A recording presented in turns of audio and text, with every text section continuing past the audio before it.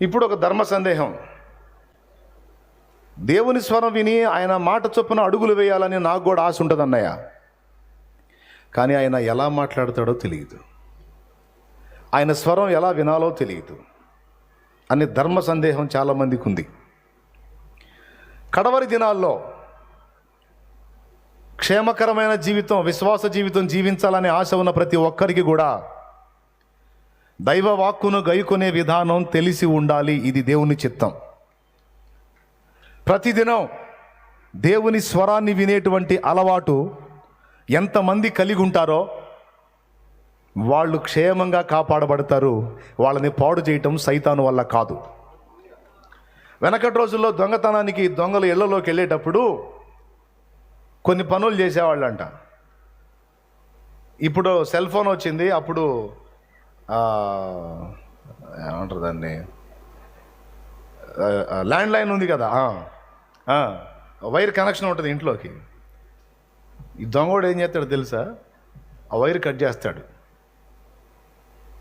వీళ్ళు నిద్రపోతుంటారు, wire cut చేస్తాడు. ఎందుకంటే ఒకవేళ వీళ్ళు మేలుకొని పోలీసులకు ఫోన్ చేయకుండా, ఫోన్ చేసినా ఫోన్ పోతే లైన్ కట్ అయింది కదా. వీళ్ళ గోలు అటు వినపడదు, ఆ షాప్ ఇటు వినపడదు. కాబట్టి వాడు ముందు లోపటి వాడు బయట వారికి సమాచారం ఇవ్వకుండా, బయట వారి సమాచారం లోపల నుంచి తెలుసుకోకుండా లైన్ కట్ చేస్తాడు. అంతేకాదు లోపల వాళ్ళ కళ్ళు కనపడకుండా హలో లైట్ కూడా కట్ చేస్తాడు. ఇకంతా అంధకారం. స్తోత్రం.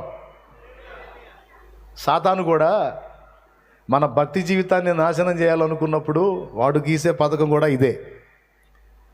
వాడు రెండు చేస్తాడు. దేవునితో మనం మాట్లాడకుండా, మనతో దేవుడు మాట్లాడకుండా అడ్డుపడతాడు వాడు. దేవునితో మనం మాట్లాడేదాన్ని ప్రార్థన అన్నారు, దేవుడు మనతో మాట్లాడే విధానాన్ని వాక్య ధ్యానం అన్నారు. స్తోత్రం. ఈ రెండింటిని ఎఫెక్ట్ చేస్తాడు వాడు.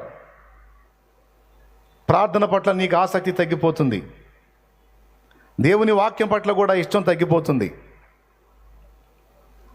ఏముందిలే చదివా మనకు తెలుసు కదా అనే ఫీలింగు.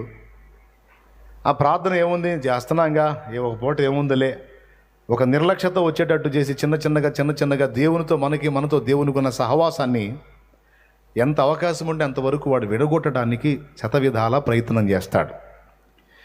మీలో రాకడకు సిద్ధపడి నోవహులాగా కుటుంబాన్ని భద్రం చేసుకొని అంతవరకు విశ్వాసాన్ని, భక్తిని కాపాడుకోవాలి అన్న ఆశ ఎంతమందికి ఉందో చేతులు ఎత్తండి. నిజంగా ఉందా? ఒకవేళ ఉంటే ఆ రహస్యం ఈరోజు నీకు చెప్తాను నేను. దేవునికి స్తోత్రం కలుగును గాక. దేవుడు మాట్లాడితే ఆ మాటను మనం విని అడుగులు వేస్తే మనకు అన్ని విషయాల్లో జయం కలుగుతుందని ముందు మనం పాఠం నేర్చుకున్నాం. కానీ ఇప్పుడు వచ్చిన డౌట్ ఏంటంటే ఆ స్వరం ఎలా వినాలి, దేవుడు ఎలా మాట్లాడతాడు? నేను ఎన్నోసార్లు ఎన్నో రకాలుగా తిప్పలు పడ్డాను, కానీ నాతో ఆయన మాట్లాడలేదు. మీలాంటి సేవకులు మాట్లాడితే నేను వెళ్ళి కనిపెట్టాను కూడా, కానీ ఒక్కసారి కూడా ఆయన స్వరం నేను వినలేదు అని కొంతమంది హృదయంలో ప్రశ్న ఉంటుంది. కానీ వినాల్సిందే, దానికోసం సాధన చేయాల్సిందే. తిమోతికి రాసినటువంటి మొదటి పత్రిక 4వ అధ్యాయం 7వ వచనంలో పౌలు భక్తుడు తిమోతితో అంటాడు, తిమోతి, అపవిత్రములైన ముసలమ్మ ముచ్చట్లను విసర్జించి దేవభక్తి విషయంలో నీకు నీవే సాధకం చేసుకొనుము. టైం కొంచెమే ఉంది, నేను చకచకా చెప్పుకుంటూ వెళ్ళిపోతాను, మీరు నిర్లక్ష్యంగా ఉండొద్దు. దేవభక్తి విషయంలో నీకు నీవే సాధకం చేసుకొనుము అంటాడు. ఏం వదిలేయమన్నాడు? అపవిత్రములైన ముసలమ్మ ముచ్చట్లు అంటే వాళ్ళతో వీళ్ళతో కూర్చొని పనికిమాలిన మాటలు వాగటం మానేయి. వాళ్ళ గురించి వీళ్ళ గురించి నిందా ప్రచారాలు, పనికిమాలిన సంగతులు మానేయి. అవి చెప్పటం మానే, అవి వింటం కూడా మానేయి. దేవభక్తి విషయంలో నీకు నీవే సాధకం చేసుకో. ఈ లోక సంబంధమైన సాధకం కొంచెం మటుకు ఇప్పటి జీవం విషయంలో ప్రయోజనం అవుతుంది, కానీ దేవభక్తి ఇప్పటి జీవం విషయంలోనూ రాబో జీవం విషయంలోనూ వాగ్దానంతో కూడిందైనందున అది అన్ని విషయాల్లో ప్రయోజనం. కాబట్టి భక్తి సాధన చేసుకోయా. అన్నిటికంటే ముఖ్యమైనది దేవుడు, దైవ భక్తి అని చెప్పాడు. మీరేమంటారు? ప్రస్తుతానికి అన్నా అంటారా? ప్రస్తుతానికి ఫుడ్ అన్నా అంటారా? దేవుడు, దేవభక్తి ఆ భక్తి ఉంది కాబట్టి మీరు వచ్చి కూర్చున్నారు ఇక్కడ. దేవభక్తి అనేది మనం సాధన చేస్తే అది ఇప్పటి జీవానికి రాబోయే జీవానికి కూడా రెండు విధాలా మనకు ఉపకరించిద్దట. సంతుష్టి సహితమైన దైవభక్తి గొప్ప లాభ సాధకమై ఉన్నది అన్నాడు అదే తిమోతి పత్రికలో. కాబట్టి భక్తి సాధన చాలా ముఖ్యం నాయన. దేని గురించి తెలుసుకున్నా తెలుసుకోకపోయినా, ఏది నేర్చుకున్నా నేర్చుకోకపోయినా, మన జీవితంలో ఖచ్చితంగా తెలుసుకొని నేర్చుకొని ఉండాల్సిన కొన్ని ఉన్నాయి. వాటిల్లో ఒకటి దేవుని స్వరము వినుట. దేవుడు మాట్లాడేటువంటి పద్ధతిని తెలుసుకొని ఉండుట, దేవుని స్వరం ఎల్లవేళలా కనిపెట్టుకొని ఆయన వాక్కును కాచుకొని దాన్ని గైకొనడానికి ప్రయాసపడుట. ఎందుకంటే ఆయన మౌనంగా ఉండేవాడు కాదు, నిరంతరం మాట్లాడతాడు. ఎప్పుడు నీతో మాట్లాడాలని నిరంతరం కోరుకునే వ్యక్తి ఈ ప్రపంచంలో ఎవరైనా ఉన్నారంటే అది దేవుడు ఒక్కడే, ప్రభు. నువ్వు చెప్పే మాటలు వినడానికి ఇష్టపడతాడు, నువ్వు అవకాశం ఇస్తే నీతో విస్తారంగా మాట్లాడడానికి ఇష్టపడతాడు. ఇది నిజం. కాబట్టి కొంతమంది నన్ను విసుకుంటారన్నయ్య, నా గోడు వింటలేదన్నయ్య అని కొంతమంది చెప్తారు. నిజమే, మనుషులకు విసుగు. నువ్వు పద్దాకల సోచి చెబుతుంటే ఆడింటారు, సబ్బో వీడు కనపడుతుంది, వీడు వస్తేనే నాయన చంపేస్తాడు బాబు అని చెప్పి జంప్ అవుతారు. అబ్బో మహాతల్లో వస్తుంది, అమ్మో ఇక ఏడిసి సాగు కొట్టింది, మన వల్ల కాదురా నాయనోయ్ అని చెప్పి వీటి కనపడతాడు పరిగెత్తుతుంటారు. 1-2 సార్లు వింటారు. కానీ దేవుడు నువ్వు 20 సార్లు ఏడ్చినా సరే ఓర్చుకుంటాడు ఆయన. దేవునికి స్తోత్రం కలుగునుగాక. హల్లెలూయా. 100 సార్లు ఏడ్చినా సరే ఆయన నీ సొద వింటాడు, మనుషుల్లాగా విసిగించుకోడు. అంతేకాదు నీకు సరి అయిన సలహా చెప్తాడు ఆయన. వాగ్దానం ఉంది, నేను నీ మీద దృష్టి ఉంచి నీకు ఆలోచన చెప్పేదనో, నేను నీకు ఉపదేశం చేసేదనో, నీవు నడవవలసిన త్రోవలో నేను నిన్ను నడిపించేదనో. ఎన్ని వాగ్దానాలు ఉన్నాయో. మరి ఇన్ని ఉంటే మరి ఎలా నాయనా నాకు ఉపదేశం చేస్తావు, ఎలా నీ స్వరం వినాలి ప్రశ్న. దానికి సమాధానంగా పరిశుద్ధ బైబిల్ గ్రంథంలో అనేక నిరూపణలు ఉన్నాయి.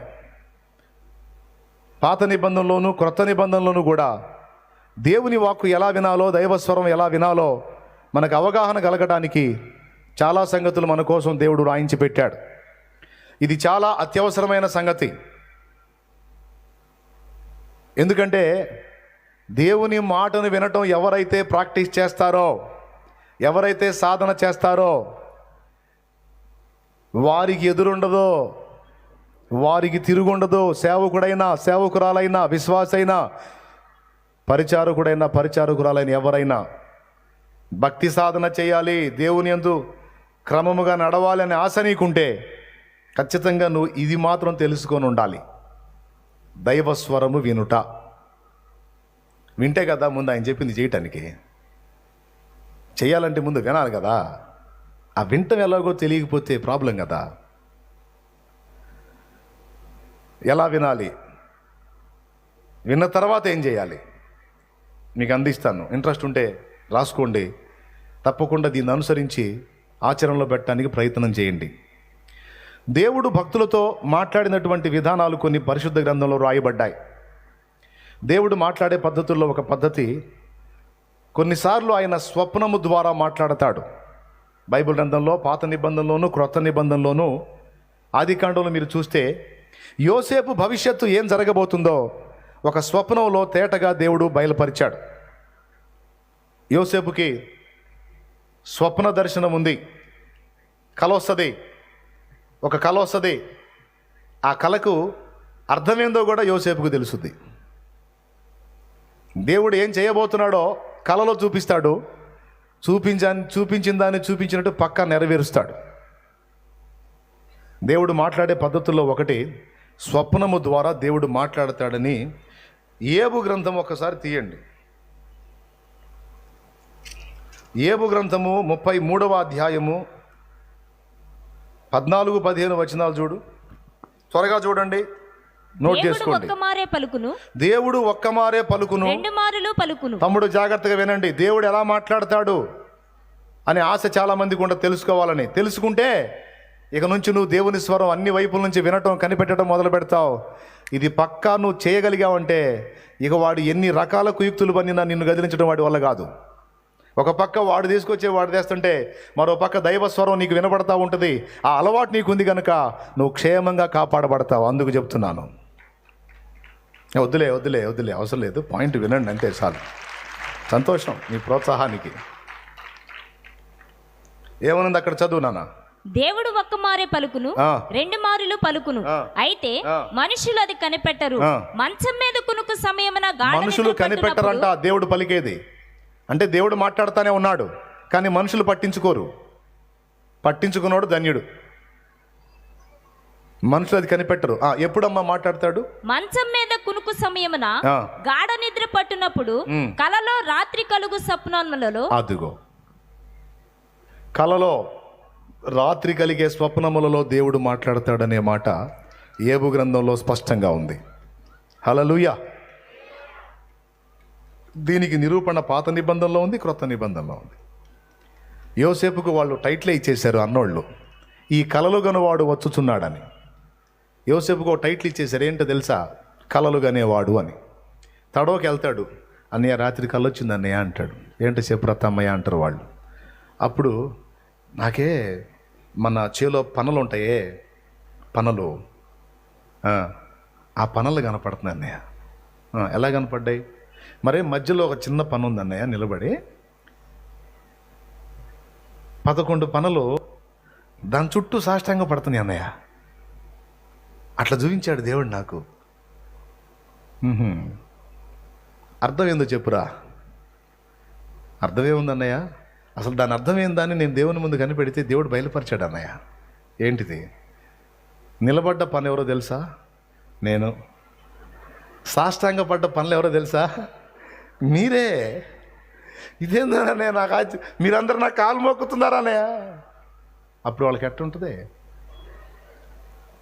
అబ్బాయి కళ వచ్చిందంటరా, మొక్కండ్రా, కాలు మొక్కండి అని కాలు మొక్కుతారా, తల తను దాన్ని ఉంటారా? దేవునికి స్తోత్రం. ఏం చేసి ఉంటారు కదా? కానీ యోసేపుకి వచ్చిన ఆ స్వప్న దర్శనం జరిగిందా లేదా? పక్కా. అది పాత నిబంధన యోసేపు స్టోరీ. క్రొత్త నిబంధనలో కూడా యోసేపుకు కలలో దేవుడు మాట్లాడాడు. స్వప్నములో దేవుడు యోసేపును హెచ్చరిస్తాడు. ఎందుకంటే యోసేపు మరియను ప్రదానం చేసుకున్న తర్వాత ఆమె గర్భవతిగా ఉంటుంది. డౌట్ వస్తుంది, ఇంతవరకు నేను ఈమెను తాకనైనా తాకలేదు, ఈమె గర్భిణీగా ఎలా ఉంది అని సందేహం వచ్చింది. వచ్చినప్పుడు యోసేపు ఆలోచనలో పడతాడు. నేను ఈమెని పబ్లిక్ చేశాను అనుకో, రాళ్లతో కొట్టి చంపేస్తారు. ఎందుకు పాపం ఆమెను అవమానపరిచేది, ఆమెను చంపేది? సరే రహస్యంగా వదిలేద్దామని అనుకున్నాడు, నీతిమంతుడు గనుక. నలుగురిలో ఆరాడిపరచడం ఎందుకు? సరే ఏదో తేడా పడినట్టు ఉందిలే, పోనీ రహస్యంగానే ఉంచుదాం అనుకున్నాడు. దూత ప్రత్యక్షమై, యోసేపు, మరియ గర్భం ధరించినది మనుషుని వల్ల అయినది కాదు, పరిశుద్ధాత్మ శక్తి ద్వారా ఆమె కన్య. వాస్తవంగా ఆమె గర్భవతి అయింది. పరిశుద్ధాత్ముడే ఆమె గర్భంలో ఒక పిండాన్ని రూపుదిద్దాడు. ఆ పిండం ఎవరో కాదు, లోకం మొత్తానికి రక్షకుడుగా, అందరినీ రక్షించబోతున్న రక్షకుడే ఆమె కడుపులో ఉన్నాడు. కాబట్టి ఆమెను చేర్చుకున్నట్టుకు భయపడవద్దు అంటాడు. ఇది స్వప్నంలోనే. తర్వాత తూర్పు దేశపు జ్ఞానులకు కూడా స్వప్నంలోనే హేరోదు కుట్రను దేవుడు బయలుపరుస్తాడు. తర్వాత 2 సంవత్సరాలలోపు పిల్లల మొత్తాన్ని చంపేయమనే ఆజ్ఞను హేరోదు బయలుపరచక మునుపు స్వప్నము ద్వారానే యోసేపు హెచ్చరించబడి ఐగుప్తుకు వెళతాడు. తర్వాత మళ్ళా స్వప్నము ద్వారానే ఐగుప్తు నుండి నజరేతుకు పంపబడతాడు. ఈ విధంగా పాత నిబంధనలోను క్రొత్త నిబంధనలోను కలల ద్వారా స్వప్నముల ద్వారా దేవుడు మాట్లాడినట్టు స్పష్టంగా ఉంది. నంబర్ 1. నంబర్ 2, దర్శనం. గాఢ నిద్రలో వచ్చేది కళ, మెళకువలో వచ్చేది దర్శనం. ప్రజెంట్ మాత్రం ఎవరు కలగనొద్దు, దర్శనం చూడొద్దు. నన్ను చూడండి, చెప్పే మాటలు వినండి, ఇంటికి పోయినాక ట్రై చేయండి మీకు ఇంట్రెస్ట్ ఉంటే.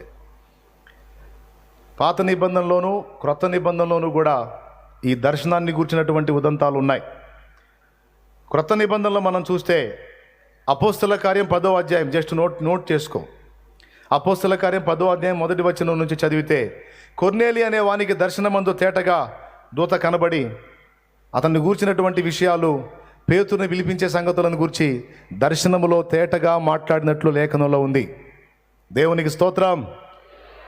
అలాగే మీరు గమనించినట్లయితే నిర్గమాకాండం 3వ అధ్యాయంలో మండుచున్న పొదలో యెహోవా దూత మోషేకు ప్రత్యక్షమయ్యాడు, దర్శనమిచ్చి మోషేతో మాట్లాడాడు. దేవునికి మహిమ. అదైతే ఫేస్ టు ఫేస్. కొర్నేలుదైతే దర్శనం పరవశంలో ఉన్నప్పుడు స్పష్టంగా దూత కనబడి మాట్లాడుతున్నాడు. ఇదే దర్శనం అదే అపోస్తల కార్యం 10లో యొప్పేలో ఉన్నటువంటి సీమోను పేతురు కూడా మిద్దె మీద 4 చెంగులు పట్టినటువంటి దుప్పటి దించబడుట అనే దర్శనం కలిగింది. ఎంతమందికి తెలుసు అది? దేవునికి స్తోత్రం. సో ఆయన మోకాళ్ళుని ప్రార్థనలో ఉన్నాడు, పరవశుడై ఉన్నాడు, ఆయనకు దర్శనం కలిగింది. ఇక్కడ కూడా కొర్నేలి ప్రార్థనలో ఉన్నాడు, పరవశంలో ఉన్నాడు, దర్శనం కలిగింది. బాగా ప్రార్థనలో దేవునికి మనసును కనెక్ట్ చేసినప్పుడు, దేవుడు ఏదైనా మనకు చెప్పాలనుకుంటే, సూచించాలనుకుంటే దర్శనము ద్వారా మనకు బయలుపరచడం అనేది ఉంది అని బైబిల్ సాక్ష్యం ఇస్తుంది. యోహాను రాసిన ప్రకటన గ్రంథం మొత్తం కూడా ఆయన చూసిన దర్శనమే. ప్రభు దినమందు నేను పరవశుడనై ఉండగా ప్రభువు నాకు కొన్ని దర్శనములు బయలుపరిచాడు, నన్ను తీసుకెళ్ళి చూయించాడు. యెహెజ్కేలు చూసినవన్నీ దర్శనములే, యెషయా చూసినవి దర్శనములే. ఇలాగా దర్శనము ద్వారా దేవుడు మాట్లాడతాడు. 1 స్వప్నము, 2 దర్శనం. గాఢ నిద్రలో వచ్చేది స్వప్నం.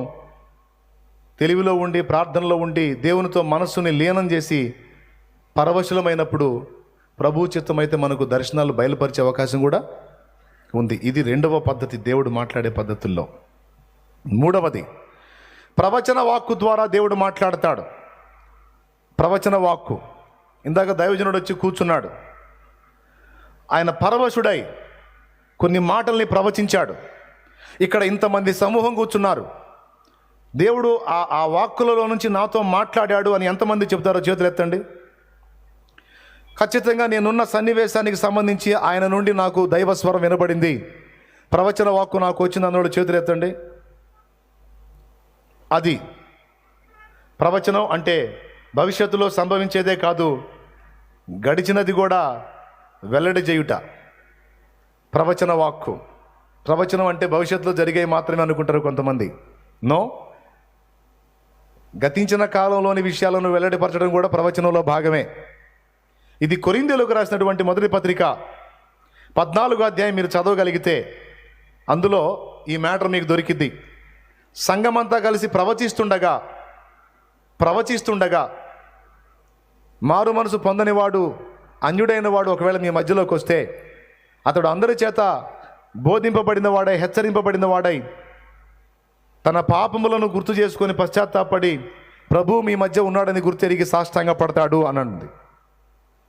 అంటే ప్రవచనం ద్వారా భవిష్యత్ సంభవాలే కాదు, గడిచిపోయిన విషయాలు కూడా బయలుపరిచే అవకాశం ఉంది, మాట్లాడే అవకాశం ఉంది.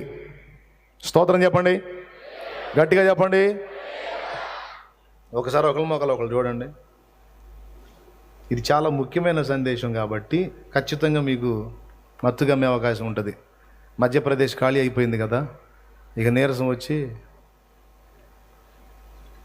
కొంతమంది అంటుంటారు కళ్ళేం ఓపెన్ కావు అంటుంటారు. రావయ్యి బయట ఓపెన్ కావు. నేను అర్థం చేసుకుంటాను. ఒకసారి అందరూ పలకరించండి, ఏం కాదు, సిగ్గుపడవు. అక్కడ మనం పెళ్లి చూపులేం కాదు కదా, పలకరించండి. బాగున్నారా, వందనాలు అనండి. చేతులు, కరోనా భయం లేదుగా, చేతులు కలపండి. అందరూ వినాలా, తెలుసుకోవాలా, దేవునితో కనెక్ట్ అవ్వాలి. అది నా కోరిక. ఎందుకంటే నేను భక్తి జీవిత ఆరంభంలో ఉన్నప్పుడు ఈ సందేశం నా దృష్టిలోకి తీసుకొచ్చాడు దేవుడు. అందుకు చెప్తున్నాను మీకు నేను. ఇది దైవస్వరం వినటం అనే ప్రాముఖ్యమైన సత్యాన్ని నా దృష్టిలోకి దేవుడు తీసుకొచ్చినందున ఇన్ని సంవత్సరాలు ఎన్నో ఆటుపోట్లు వచ్చినా కింద పడకుండా అలా నిలిచి ఉండడానికి కారణం ఈ ఉపదేశం నా గుండెల్లో ఉండటమే. అది అసలు సంగతి. చాలు, చాలా సంతోషం. ఓకేనా? మూడవది ప్రవచనం. ఈ ప్రవచనం అనేది కొన్నిసార్లు నలుగురుగా కలిసి ప్రార్థన చేస్తున్నప్పుడు ఎవరైనా పరవశులై ఉంటే వాళ్ళ నుండి పరిశుద్ధాత్మ పలికించే అవకాశం ఉంది.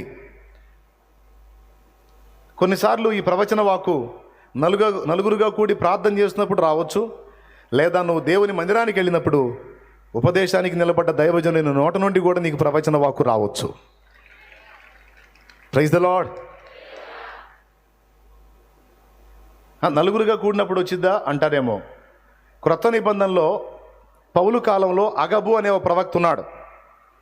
ఆయన పౌలు దగ్గరకు వచ్చి పౌలు నడికట్టు తీసుకొని తన చేతులను బంధించుకొని యెరూషలేములో ఈ నడికట్టు గల మనుషుని ఇలాగు బంధించి అన్యజనుల చేతికి అప్పగింతురని పరిశుద్ధాత్మ తేటగా చెబుతున్నాడు అని ప్రవచిస్తాడు. తర్వాత మనం గమనిస్తే పౌలుకు అలాంటి అనుభవమే ఎదురైంది అక్కడ. సో ఆ జరగబోతున్న సంభవాన్ని ముందుగానే అగబు ప్రవచిస్తాడు. ఇప్పుడు ఈ ప్రవచన వాక్కుని గురించి మాట్లాడేటప్పుడు కొంతమంది ప్రవచించే ప్రవచనాలు గుర్తొస్తాయి. మా ఇంటి పక్కన ఒక ఆమె ప్రవచిస్తుందండి అని. దానికి కూడా సమాధానం చెబుతా. అర్థమైందా? ఇప్పుడు నేను ఎన్ని పద్ధతులు చెప్తున్నానో అన్ని పద్ధతుల్లో సైతాను కూడా మోసం చేసే అవకాశం ఉంది. స్తోత్రం. దాన్ని కూడా చెప్తాను. కొంతమంది ప్రవక్తలు ఉంటారు, మన ఇళ్ళ పక్కన ప్రవక్తలు. వాళ్ళ ప్రవచనాలు ఎలా ఉంటాయి తెలుసా? నీకు ఆమెకి మంచి అనుబంధం ఉన్నంతసేపు నీకు అనుకూలంగా ప్రవచనం వస్తుంటుంది. నీకు ఆమెకి గొడవ అయిందనుకో, నీ భర్త కూడా నీ పక్కన ఉన్నప్పుడు కుమారి నీ పాపాన్ని ఒప్పుకో, మారు మనసు పొందు, హల్లెలూయా గ్లోరీ అంటది. ఇక భర్త చూస్తాడు ఎగాదిగా, నీ రహస్య పాపాన్ని ఒప్పుకో కుమారి. ఇంటికి తీసుకెళ్ళి చెప్పు. ఏంటి? దేవుడు మాట్లాడాడు కదా, సమాధానం చెప్పు అంటున్నా. ఏం మాట్లాడాడు? వినపడలేదా? ఆమె ఏదో చెప్పిద్దిలే. ఆమె దైవజనురాలని చెప్పింది నువ్వు, ఆమె నోట దేవుడు మాట్లాడతాడని చెప్పింది నువ్వు, ఆమె ఏది మాట్లాడితే అది ప్రవచనం అని చెప్పింది నువ్వు, అది సత్యం అని చెప్పింది నువ్వు. ఆమె అంతే మాట్లాడేది అంటున్నావు ఏంది? చెప్పు, మ్యాటర్ చెప్పు. ఏం చేస్తున్నావు చెప్పు. పొద్దున పోయి సాయంత్రం వస్తున్నా నేను. చెప్పు. నేనేం చేసేది ఏందండి? ప్రార్థన చేసుకుంటున్నాను. నేనేం చేసి దేవుడు అబద్ధం ఆడతాడా? ఇక తర్వాత మీరు ఊహించుకోండి ఏం జరిగిద్దో. అట్లా కాపురాలు పోయిన ప్రవచనాలు కూడా ఉన్నాయి. స్తోత్రం. అర్థమైందా? పైసలు ఇచ్చినప్పుడు ఒక టైపు ప్రవచనం, పైసలు లేనప్పుడు ఇంకో టైపు ప్రవచనం, సమాధానం ఉన్నప్పుడు ఒక టైపు ప్రవచనం, సమాధానం చెడితే ఇంకో టైపు ప్రవచనం. Very danger. సందర్భంలో ఇవి కూడా అన్నీ మిక్స్ అవుతాయి కాబట్టి మొత్తం ఎత్తుకున్నా. ఓకేనా? మీరు నాకు మంచి ధైర్యం ఇచ్చారు వాక్యం చెప్పుకొని పోదామని. శుభ్రంగా ఇందాకనే ఎందుకు లేని అన్నట్టయితే వదిలేసేవాడిని. స్తోత్రం. చెప్పాలి గట్టిగా. ఇది అవసరమా అనవసరమా? అవసరమైతే చేయొచ్చు, అది దించేసేయి, టైం లేదు. చెప్తా. ప్రవచనం ద్వారా వాక్యంలోంచి మాట్లాడుతున్నట్టు దేవుని వాక్కు స్పష్టంగా ఉంది. పాత నిబంధనలో ఉంది, క్రొత్త నిబంధనలో కూడా ప్రవచనం. బైబిల్ గ్రంథం అంతా కూడా ప్రవచన వాక్యమే. స్తోత్రం. యేసుక్రీస్తు పుట్టక మునిపే ఆయన ఎలా పుడతాడో యెషయా చెప్పాడు. ఇదిగో కన్యక గర్భవతి కుమారుని కనును, ఆయనకు ఇమ్మానుయేలు పేరు పెట్టుదురు అన్నాడు. యేసుక్రీస్తు కంటే ముందటివాడు ఆయన. దాదాపు 700 సంవత్సరాల కంటే పైచిలుకు ముందటివాడు ఆయన యెషయా భక్తుడు. 700 సంవత్సరాల తర్వాత జరగబోయేటువంటి సంభవాలన్నింటినీ కూడా చాలా అద్భుతంగా ప్రవచించాడు ఆయన. యెషయా గ్రంథం 7వ అధ్యాయంలో కన్యక గర్భవతి అయి కుమారుని కనును, అతనికి ఇమ్మానుయేలు పేరు పెట్టుదురు అన్నాడు. యెషయా గ్రంథం 9లో ఏలయనగా మనకు శిశువు అనుగ్రహించబడిను, మనకు కుమారుడు అనుగ్రహించబడిను, మనకు శిశువు పుట్టెను, అతని భుజముల మీద రాజ్యభారం ఉండునని యేసును గూర్చే ప్రవచిస్తాడు. అదే యెషయా గ్రంథం 53లో యేసు శిలువ బలియాగం చాలా స్పష్టంగా ముందే ప్రవచించినట్టుగా యెషయా గ్రంథం 53లో మనం చూస్తాం. కాబట్టి భవిష్యత్తులో జరగబోయే సంభవాలు ప్రవచించిన ప్రవచనాల గుర్తులు బైబిల్లో ఉన్నాయి. కాబట్టి ప్రవచన వాక్కు ద్వారా కూడా దేవుడు మాట్లాడతాడు. ఈ ప్రవచన వాక్కు భక్తి కలిగిన వ్యక్తుల ద్వారా నీకు అందొచ్చు, లేదా దైవజనుడు ఉపదేశానికి ఉపక్రమించినప్పుడు దైవజనుని నోట నుండి కూడా నీకు ప్రవచన వాక్కు రావచ్చు. ఓకే. 3. 4వది దేవుడు మాట్లాడే పద్ధతిలో 4వది, ప్రేరేపణ ద్వారా ఆయన మాట్లాడతాడు. ప్రేరేపణ ద్వారా మోషే ప్రత్యక్ష గుడార నిర్మాణానికి పూనుకున్నప్పుడు దేవుడు వారి మనసులను ప్రేరేపించిన కొలది వారు తీసుకొచ్చి మోషేకి అమౌంట్ ఇచ్చారంట, వెండి బంగారులు వాళ్ళ కలిగిన సమస్తం. అలాగే ఎజ్రా గ్రంథం 1వ అధ్యాయం 1వ వచనం మీరు చూడగలిగితే, రాజైన కోరేషు మనసును దేవుడు ప్రేరేపింపగా అని ఉంటుంది. 4వది, ప్రేరణ ద్వారా ఆయన మాట్లాడతాడు. వాస్తవంగా రోజు కూటానికి వస్తున్నావు, రోజు కూటానికి వస్తున్నావు. ఈరోజు పొద్దున ఇంకా ఏదో ఇక చిన్నగా లైన్లోకి వెళ్దాం అనిపించింది, నీకు ఫిక్స్ అయిపోయావు. ఇంకేం పోతాంలే, 3 రోజుల నుంచి వెళ్తున్నాగా కూటానికి, పొద్దున పోతున్నావు, సాయంత్రం పోతున్నావు, ఇక ఆఖరి రోజుగా ఇంకేముందిలే, ఇక ఈరోజు బాగుపోతే ఏం పోయిందిలే, ఇక 3 రోజుల నుంచి పనులు మానుకొని ఉన్నాం, వెళ్దాంలే, ఇంకా ఏదో తిప్పలు పడాలి కదా, పొట్ట తిప్పలు పడాలి అన్నట్టుగా అనిపించి ఫిక్స్ అయ్యావు. కానీ రెడీ అవుతుండగానే వర్క్కి వెళ్ళాలి, లేకపోతే ఏమేమి పనులు చక్కబెట్టాలని ఆలోచనలు చేసుకుంటా ఆడికి వెళ్దాం, ఈడికి వెళ్దాం, ఆ పని చేద్దాం, ఈ పని, ఏదో మదనం జరుగుతుంది నీ మనసులో. సడన్గా ఆలోచన వచ్చింది, అవేవి వద్దు, ఈరోజు కూడా కూటానికి పో, ఈరోజు కూడా కూటానికి పోదాం, ఈరోజు కూడా కూటానికి పోదాం, ఈరోజు కూడా కూటానికి వెళ్దాని ప్రేరణ కలిగింది నీలో. ఈ ప్రేరణ నీలో మెల్లని స్వరం కాదు, బలమైన స్వరంగా బలపడింది. అప్పటిదాకా మిగిలినవన్నీ అటు పోవాలి, ఈరోజు ఆ పని చక్క పెట్టాలి, 3 రోజులైంది అటు పోయి అది చూడాలి, ఇది చూడాలి, ఈ ఒక్కరోజు ఏముందిలే, ఇక చివరి రోజుగా రాత్రి కూటంతో అయిపోయిందిగా అని ఏదేదో అనుకుంటా నీ మనసులో ఆ స్వరాలన్నీ వినపడతా ఒక్కసారిగా మొత్తం డౌన్ అయిపోయి, ఏమైనా కానీ ఈరోజు కూడా పోవాల్సిందే, ఏమైనా కానీ ఈరోజు కూడా పోవాల్సిందే, ఏమైనా కానీ ఈరోజు కూడా కూటానికి పోవాల్సిందే. ఇది బలపడింది. దేవునికి స్తోత్రం కలుగును గాక. ఈ ప్రేరణ నిన్ను బలవంతం పెట్టినందున పరిగెత్తుకుంటూ వచ్చావు, లేకపోతే పొరపాటును కూడా వచ్చే అవకాశం లేదు. ఎంతమంది ఒప్పుకుంటారు? నాదైతే అదే పరిస్థితి. అన్నోళ్ళు చేతులు ఎత్తండి. అద్దుగో, స్పష్టంగా ఎవరు మాట్లాడారు నీతో? ఆ విధంగా నిన్ను ఎవరు ప్రోత్సహించారు? పరిశుద్ధాత్మ నీలో ఉండి నిన్ను ప్రేరేపించాడు. ఈరోజు ఒక ముఖ్యమైన సమాచారం నీకు ఇవ్వబోతున్నాను, పదా, నా సన్నిధికి పదా, నీ జీవితకాలానికి ఉపయోగపడే పాఠం ఒకటి నేర్పుతాను పదా అని దేవుడు తోడుకొని వచ్చాడు. చక్కని ఆరాధన ద్వారా మహింపరచబడ్డాడు. ఆయన సన్నిధి మన మధ్య దిగి వచ్చి ఉన్నది. ఇప్పుడు నువ్వు నమ్మినా నమ్మపోయినది నిజం. హల్లెలూయా. 4వది, ప్రేరేపణ ద్వారా దేవుడు మనతో స్పష్టంగా మాట్లాడేటువంటి అవకాశం కూడా ఉంది. నువ్వు ఏదేదో అనుకుంటావు, అప్పటిదాకా ఆలోచనలను ఒక్కసారిగా బ్రేక్ కొట్టేసి నేను ఇంకొకరిని తీసుకెళ్తాడు ఆయన. ఒకసారి నేను ఒక ఊరు ప్రయాణం అయ్యాను, బయలుదేరి వెళ్తున్నాను, కొంత దూరం కూడా వెళ్ళాను. వెళ్ళిన తర్వాత అక్కడికి వెళ్ళాలి, ఏమేం చేయాలి, ఏం సంగతి అని ఏవో రకరకాలుగా అనుకుంటున్నాను. కానీ సడన్గా ఒక వ్యక్తి నా దృష్టిలోకి వచ్చేటట్టు చేశాడు దేవుడు. ఒక తల్లి నా మనసులోకి వచ్చేటట్టు చేశాడు. ఆమె భర్త బలహీనుడు, జబ్బుతో బాధపడుతున్నాడు. తను చాలా బేదరాలుగా ఉంది, చాలా కఠినమైన పరిస్థితి ఉంది. ఆ మనిషిని నా జ్ఞాపకాల్లో తెచ్చాడు దేవుడు. తీసుకొచ్చి నన్ను ఇక బలపరుస్తున్నాడు. ఏమన్నా తెలుసా? నువ్వు వెళ్ళాలనుకున్న దగ్గరికి వెళ్ళొద్దు, ఇదిగో నీ జ్ఞాపకాల్లోకి వచ్చిన ఈ తల్లి దగ్గరికి నువ్వు వెళ్ళు, ఆ బలహీనుడైన ఆ వ్యక్తి దగ్గరికి నువ్వు వెళ్ళు అని ఆ ప్రేరణ బలపడుతుంది. బలపడి అయ్యా ఆపు, వాహనం ఆపు, అటొద్దుగా ఇటు పోదాం పదా అని తీసుకెళ్ళా. అక్కడికి వెళ్ళిన తర్వాత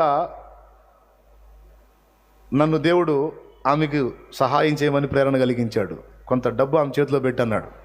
పెద్ద డబ్బు ఏం పెద్ద మొత్తం ఏం కాదు, ఒక 3,000 రూపాయలు తీసి ఆమె చేతిలో పెడితే ఆమె కన్నీళ్లు పెట్టి ఏడుస్తూ ఉన్నాయి.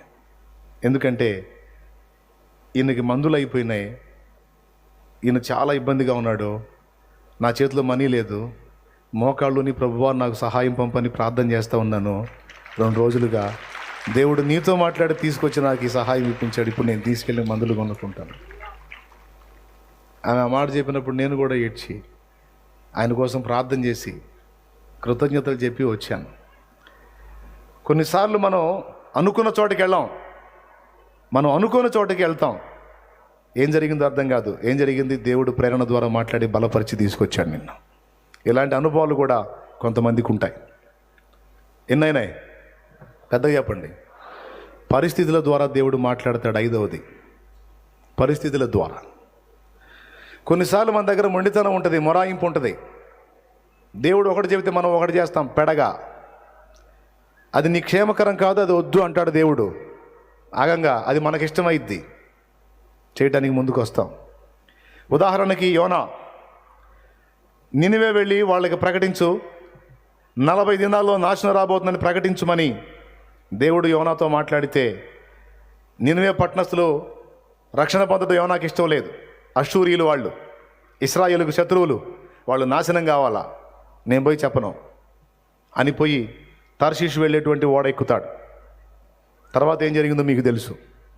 ఓడ ఎక్కి ఓడ అడుగు భాగంలోకి వెళ్ళి నిద్రిస్తాడు, గాఢ నిద్రలోకి వెళ్తాడు. అయితే ఓడ సజావుగా సాగదు, పెను తుఫాను దాటికి గురై మునకకు దగ్గర అయిపోతూ ఉంటుంది. తర్వాత ఓడ నాయకుడు వెళ్ళి యోనాను గుర్తించి, ఓయి నిద్రపోతా, బయట ఏం జరుగుతుందో నీకు తెలియట్లేదు, ఇంత డేంజర్గా ఉంటే నిద్రపోతున్నావా, బుద్ధి లేకుండా చచ్చిపోతున్నావు, లే. బయటకు చూస్తే ఎట్లా అవుతుంటుంది, ఏ క్షణానైనా బోర్ల పడవచ్చు. అట్లా ఉంటుంది దాని కండిషన్. మ్యాటర్ అర్థమైపోయింది యోనాకి. సాఫీగా సాగిపోవాల్సిన ఓడ ఎందుకు ఎదురు తిరుగుతుంది? డౌట్ లేదు, యెహోవా నాకు ఎదురొచ్చాడు. దేవునికి స్తోత్రం కలుగును గాక. దైవ చిత్తానికి వ్యతిరేకంగా నేను పోతున్నా, నన్నేమో ఆ పని చేయమన్నాడు, నేను అది చేయకుండా ఇంకో దానికి పోతున్నా, అందుకని నాకు ఈ పరిస్థితి వచ్చిందని ఆ పరిస్థితిని గుర్తుపట్టి చివరికి దేవుడు చెప్పిన ప్రకారం వెళ్ళి నినివే పట్టణస్థులకు ప్రకటించినట్టు యోనా గ్రంథంలో మనం చూస్తాం. అంటే నువ్వు వెనక్కి తిరగకపోతే నేను ఒప్పుకోను, నువ్వు తిరగాల్సిందే. కొన్నిసార్లు మనం దేవుడు వద్దన్న పనులకు పూనుకున్నప్పుడు ఇలా ఎదురు వస్తాడు ఆయన, మన క్షేమాన్ని కోరి, అలాగే ప్రజల క్షేమాన్ని కూడా కోరి. అది పరిస్థితుల ద్వారా మాట్లాడతాడు. అబ్రహాముని ఇంటి దగ్గర నుండి బయలుదేరదీశాడు. మెసొపొతేమియా ఊరు అనే ప్రాంతం నుంచి పదానైనా కనాను దేశానికి పద అంటే హారాన్ దగ్గరికి వచ్చి ఆగుతాడు. ఏం అబ్రహాం బ్రేక్ కొట్టావు, పద అంటే, ఎట్లా పోయేది నాయన, ముసలివాడైన తండ్రి, నా సొంత జనం, బంధువులు ఇక్కడ ఉంటే కొంత బాగుంటుందని ఏం చెప్పాడో సాకు. బంధుజనులు ఇవన్నీ పక్కన పెడితే ముసలివాడైన తండ్రిని అడ్డం పెట్టాడు. దేవునికి మహిమ. ఆదికాండం 12లోనేమో దేవుడు చెప్పాడు అబ్రహాం పోయాడు అన్నట్టు ఉంటుంది, దేవుడు చెప్పాడు అబ్రహాం వెళ్ళాడని ఉంటుంది. అదే ఆదికాండం 20వ అధ్యాయం 12 చూడండి, 20వ అధ్యాయం 12వ వచనం తొందరగా చూడండి. అంతేకాక ఆమె తన చెల్లెల మాట నిజమే, ఆమె నా చెల్లెల మాట కూడా నిజమే, ఆమె నా తండ్రి కుమార్తె గాని నా తల్లి కుమార్తె కాదు, ఆమె నాకు భార్య అయినది. దేవుడు నన్ను నా తండ్రి ఇల్లు విడిచి దేశాంతరము పోవునట్లు చేసినప్పుడు, ఆ మాటను చూడండి, నాకై నేను పోయేటట్టు దేవుడు చేశాడు అన్నాడు. స్తోత్రం. అంటే దీని అర్థం ఏంటో తెలుసా? దేశాంతరం పోవునట్లు వెళ్ళే పరిస్థితి, గతి లేని పరిస్థితి, గత్యంతరం లేని పరిస్థితి ఒక దశలో అబ్రహామును చుట్టుముట్టేటట్టు దేవుడు చేశాడు. మా నాన్నని సాగు చెబుతున్నాడుగా, తెరహు నువ్వు వచ్చే నాన్న అన్నాడు. నీకు అంతే, తెరహు వెళ్ళిపోయాడు. ఇంక ఇప్పుడు ఏమన్నా అడ్డం పెడతాడు? ఇంకా కదిలాడు, వాగ్దత్త దేశానికి చేరాడు. ఇక తర్వాత సంగతి మీకు తెలుసు. పరిస్థితుల ద్వారా దేవుడు మాట్లాడతాడు. ఎన్ని? 5. 6వది, కొన్నిసార్లు దేవుని వాక్యం మనం చదువుతున్నప్పుడు, ప్రతిరోజు అలవాటుగా మనం దేవుని వాక్యం చదువుతున్నప్పుడు ఆ వాక్యములో నుండి మనతో మాట్లాడతాడు. ఎన్నోది ఇది? 6. 7వది, కొన్నిసార్లు విపత్కర పరిస్థితుల్లో ఏ దారి తెన్ను అర్థం కాదు, టెన్షన్ స్టార్ట్ అయింది, గుండెదడ పెరిగిపోతూ ఉంటుంది. అలాంటి పరిస్థితుల్లో కూడా వాక్యమే మనకు దిక్కు, ఆదరణ. కొన్నిసార్లు దేవుని వాక్యాన్ని విప్పుట ద్వారా కూడా కొన్ని వచనాలలో నుండి మనతో మాట్లాడతాడు. ఇది లూకాసు వార్త 4లో యేసు ప్రభు దగ్గరే కనపడిద్ది. ఆయన సమాజ మందిరం దగ్గరికి వెళ్ళి గ్రంథపు చుట్ట ఆయనకి ఇవ్వగా ఆయన గ్రంథమును విప్పుతాడు. అందులో యెషయా గ్రంథంలోని కొన్ని వచనాలు కనపడతాయి. ఆ వచనాలే కనపడతాయి, అవి ఆయన గూర్చిన వచనాలే, ఆయనకు సంబంధించిన వచనాలే. డైలీ పోర్షన్లో ఒకటిగా రాదది. ఓపెన్ చేసినప్పుడు అది కనపడిద్ది. కొంతమంది ఒప్పుకోరే, లాటరీ టికెట్ లాగా లాగితే వచ్చిద్దా ఏందంటారు. నమ్ముట నీ చేతనైతే నమ్మువానికి సమస్తము సాధ్యమేనని రాస్తుంది. అనుమానపడేవాడికి ఏది జరగదు. విశ్వాసంతో దేవుని వెతికేవాడికి తప్పకుండా ఆయన వాక్కు దొరుకుతుంది. దేవునికి స్తోత్రం కలుగునుగాక. కాబట్టి వాక్ మనం క్రమంగా చదువుతున్నప్పుడు ఏ రోజుకి ఆ రోజు దేవుడు మనతో మాట్లాడతాడు. అలాగే కొన్నిసార్లు విపత్కర పరిస్థితుల్లో వాక్యమును మనం తీయట ద్వారా కూడా దేవుని వాక్కు మనకు దొరికే అవకాశం ఉంది. ఎన్ని? ఒకళ్ళు 8 అంటున్నారు, ఒకళ్ళు 7 అంటున్నారు. 7. కొన్నిసార్లు డైరెక్ట్గా స్వరం కూడా వినిపించినటువంటి చరిత్ర బైబిల్లో ఉంది. పాత నిబంధనలో సమూయేలుని పిలుస్తాడు, సమూయేలు సమూయేలు అని. నూతన నిబంధనలో డైరెక్ట్గా ప్రభు ప్రత్యక్షమై సౌలా సౌలా నన్ను ఎందుకు హింసిస్తున్నావని సౌలుకు తన స్వరము వినిపించినట్టు క్రొత్త నిబంధనలో అపోస్తల కార్యం 9లో ఉంది. దీన్ని బట్టి మీకు ఏమర్థమైంది? కొన్నిసార్లు డైరెక్ట్గా ఆయన స్వరంతో కూడా మాట్లాడే అవకాశం ఉంది. ఎన్ని? 8. కొన్నిసార్లు ఆత్మీయులైన సహోదరుల ద్వారా కూడా ఆయన మనతో మాట్లాడే అవకాశం ఉంది. మనల్ని ప్రేమించి భక్తి కలిగి ఉండి మన ఆత్మీయ క్షేమాభివృద్ధి కోసం ఆలోచించేటువంటి వ్యక్తుల ద్వారా, భక్తుల ద్వారా కూడా వారితో మనం సంభాషించేటప్పుడు కొన్నిసార్లు దేవుడు మనతో కొన్ని విలువైన సంగతులు మాట్లాడే అవకాశం ఉంది. 9. ప్రకృతి విపత్తుల ద్వారా ప్రపంచంతో మాట్లాడే అవకాశం ఉంది. మొన్న టర్కీలో కలిగినటువంటి భూకంపం ఒక హెచ్చరిక. నన్ను మించిపోయారు అనుకోవద్దు, సమస్తం నా గుప్పెట్లో ఉంది, అట్లా అన్నానంటే అయిపోతారు. వార్నింగ్. స్తోత్రం. ఇంతేకాదు, నలుగురిలో వివాదం అయినప్పుడు వివాదం పరిష్కారం కోసం కూడా దేవుడు మాట్లాడే పద్ధతిని ఒకటి సూచించాడు. అది చీట్లు వేయటం ద్వారా వివాదం అణిగిపోవుందని సామెతల్లో ఉంది. గొడవ లేకుండా ఇశ్రాయేలుకు చీట్లు వేసి యెహోషువ స్వాస్థ్యం పంచాడు. సంఘములో యూదా ప్లేస్లో మత్తీయను ఏర్పాటు చేయాలా లేకపోతే యూస్తుని ఏర్పాటు చేయాలన్న ప్రశ్న వచ్చినప్పుడు చీటీ ద్వారానే మత్తీయను ఎంపిక చేయటం జరిగింది. ఇదొక పద్ధతి. ఇప్పటికి ఎన్నైనాయి? 10 లేక 11? ఇప్పుడు చాలా రకాలు మీ ముందు తీసుకొచ్చి వినిపించాను. అందరు విన్నారు కదా. దేవుడు మనతో ఎలా మాట్లాడతాడు అంటే ఒకే టైపులో మాట్లాడటానికి దేవుడు ఇష్టపడలేదు. ఇన్ని రకాలుగా భక్తులతో ఆయన మాట్లాడాడు. ఇంకా గట్టిగా చెప్పాలంటే 11వ టైపు చెప్తాను. కొన్నిసార్లు అడ్డగాడిద లాంటి వ్యక్తుల ద్వారా కూడా మనతో మాట్లాడతాడు. స్తోత్రం. ప్రవక్తతో గాడిద మాట్లాడలేదు. అట్లా కొన్నిసార్లు అడ్డగాడిద లాంటి వ్యక్తి ద్వారా కూడా మనకు కావాల్సిన ఇన్ఫర్మేషన్ ఇస్తాడు. పక్కన తిట్టింది, నీకు కూడా ఆవేశం వచ్చింది, ఏం కూసావే అని మొదలు పెట్టావు అనుకో, అవతల పక్కన అన్యురాలు ఆమె వచ్చి అమ్మమ్మ నువ్వు దేవుని మనిషివి, ఆమె కూసిందని నువ్వు కుయ్యకూడదు అంటది. పక్కదప్పగా అంటే నువ్వేమనుకుంటావు? అన్యురాలు వచ్చి సలహా చెప్పింది అనుకుంటావు. కానీ ఆమెను ప్రేరేపించి ఆమెలో ఉండి నిన్ను హెచ్చరించింది దేవుడే. ఆవేశంలో నీకు అర్థం కాదు. అందుకే చెబుతున్నాను, అన్యులైనా సరే అడ్డగాడిద లాంటి వ్యక్తితో కూడా కొన్నిసార్లు నీతో మాట్లాడి నిన్ను జాగ్రత్త చేసే అవకాశం ఉంది. ఈ విధంగా 11 ఇంకా వెతుక్కుంటా ఉంటే ఇంకా చాలా రకాలుగా దేవుడు మనతో మాట్లాడినట్టు గ్రంథంలో మనం చూస్తాం. అయితే ఈ సంగతి నేను మీకు ఎందుకు చెప్పాను ఈ ముగింపు కూటంలో అంటే, ఇప్పుడు ఇంటికి వెళ్ళిపోతున్నారు. ఈ ఇంటికి వెళ్ళిన తర్వాత రకరకాల స్వరాలు మీకు వినపడతాయి, రకరకాల పరిస్థితులు మిమ్మల్ని చుట్టుముడతాయి. ఇప్పటిదాకా మీరు విన్న మాటలన్నీ చాలా తేలిగ్గా కొట్టేసే అవకాశం ఉంది. కానీ ఈ సందేశం నీ మైండ్లో కరెక్ట్గా కానీ ఫీడ్ అయిందనుకో, పోతా కూడా అదే ధ్యాసలో ఉంటావు. దేవుడు మాట్లాడతాడు. ఇక కనిపెట్టుకునే పనిలో ఉంటావు. నిజంగా అక్కడ నువ్వు సక్సెస్ అయ్యావంటే నువ్వు ధన్యుడివి, ధన్యురాలివి.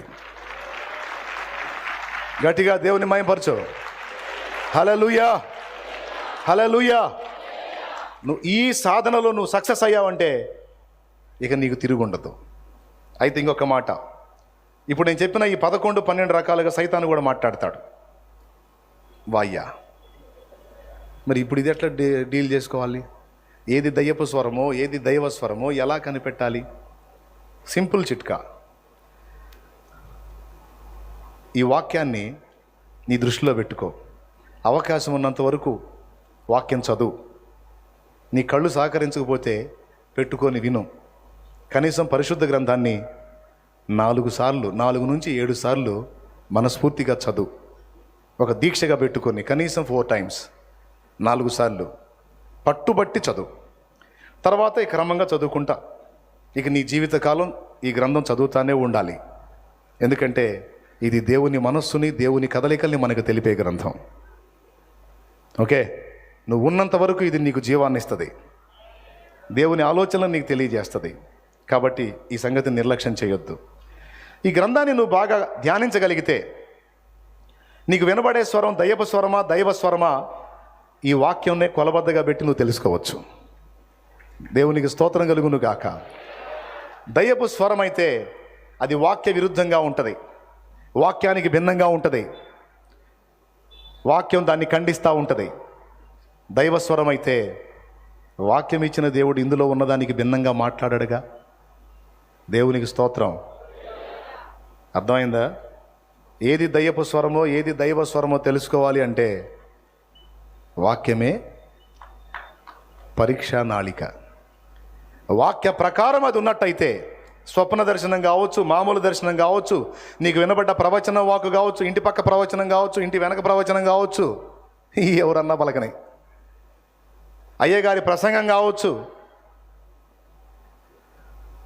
నీకు దైవస్వరం ఎన్ని రకాలుగా వినబడిందని అనిపించిందో అన్ని రకాల్లో ఈ వాక్యానుసారంగా అది ఉందా లేదో ఒక్కటిగా నువ్వు గ్రహించగలిగితే ప్రతి అడుగులోనూ నువ్వు దేవుని స్వరాన్ని గుర్తుపట్టి చక్కగా ముందుకు సాగిపోగలుగుతావు.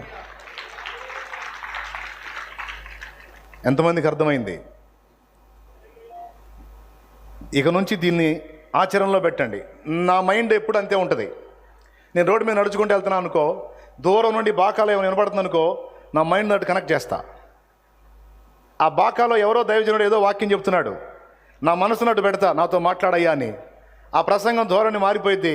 నేను విన్నంతసేపు నాకు కావాల్సిన సమాచారం వచ్చింది, నా మ్యాటర్ నాకు అందిన తర్వాత మళ్ళీ అది నాకు వినబడకుండా మరుగైపోయింది.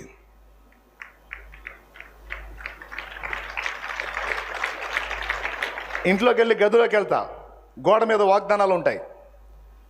ఒక్కోసారి మనసు కలత చెంది ఏదైనా కృంగిన స్థితిలో అట్లా గోడ వైపు చూశాను అనుకో, అక్కడ వాగ్దానంలో కరెక్ట్గా నేను ఏ వేదంలో ఉన్నానో దానికి ఆన్సర్ ఉంటుంది అక్కడ. ఇట్లా ప్రతి వైపు నుంచి కూడా ఆయన స్పర్శని, ఆయన కదలికల్ని గుర్తుపట్టి అడుగులు వేయగలిగితే నిన్ను చెడగొట్టడం ఎవ్వడి వల్ల కాదు. ఎంతమందికి అర్థమైంది? ఏమర్థమైంది? దేవుని స్వరం ఎలా వినాలో, ఏది దైవ స్వరమో ఏది దయ్యపు స్వరమో ఎలా గుర్తుపట్టాలో తెలుసుకున్నారు. ఇక నుంచి దాన్ని ఆచరణలో పెట్టి మీరు ఆ ప్రకారం అడుగులు వేయగలిగితే రాబోతున్న భవిష్యత్ అంతా కూడా శుభప్రదమైన నిరీక్షణతో మీరు వర్ధిల్లుతారు.